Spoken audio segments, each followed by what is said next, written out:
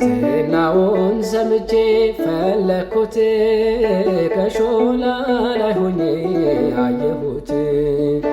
ካንተ ጋር ነኝ አለ መድኃኒቴ ዛሬስ መዳን ሆነልኝ ለቤቴ።